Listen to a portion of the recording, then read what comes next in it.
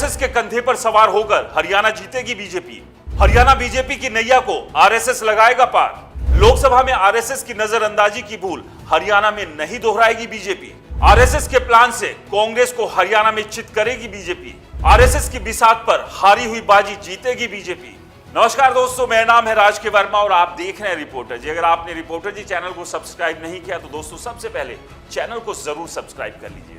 चलिए बात करते हैं हरियाणा विधानसभा चुनाव की, क्योंकि 2024 के विधानसभा चुनाव अक्टूबर में होने हैं और ऐसे में सबसे अहम बीजेपी के लिए यह हो जाता है कि 2 बार सत्ता के सिंहासन का स्वाद चखने के बाद क्या तीसरी बार भी बीजेपी हरियाणा की कमान संभालने जा रही है या कमान मिल सकती है।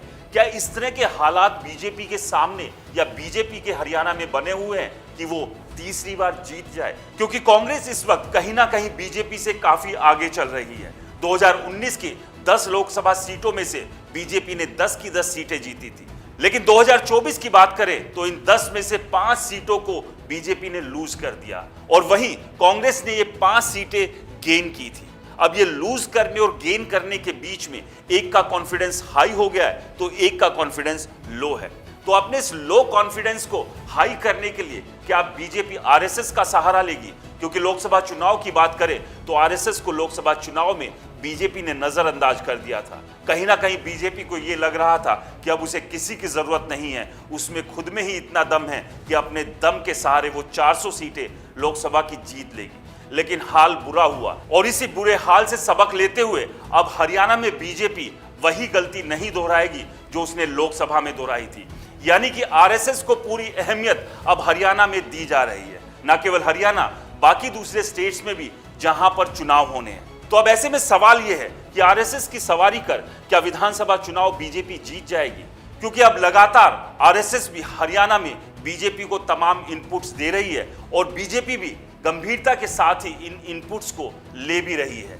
जहां एक तरफ बीजेपी अपने स्तर पर सर्वे करा रही है, जांच रही है कि हरियाणा में पार्टी की अब हालत कैसी है, बहुत ज्यादा पतली तो नहीं हो गई है, इतनी पतली कि इस पतली हालत के साथ वो विधानसभा चुनाव नहीं जीत पाएगी। तो वहीं दूसरी तरफ उम्मीदवारों का दम भी जांचने में बीजेपी लगी है। तो वहीं आरएसएस भी अपने स्तर पर तमाम उम्मीदवारों का सर्वे कर रही है और बीजेपी इन तमाम उम्मीदवारों की लिस्ट के साथ आरएसएस की टेबल पर बैठी हुई है और उनसे समझ रही है कि किस उम्मीदवार का दम अभी भी बचा है या किस उम्मीदवार का दम निकल चुका है। क्योंकि बीजेपी कांग्रेस के सामने उन्हीं उम्मीदवारों को उतारेगी जो सबसे ज्यादा दमदार होंगे।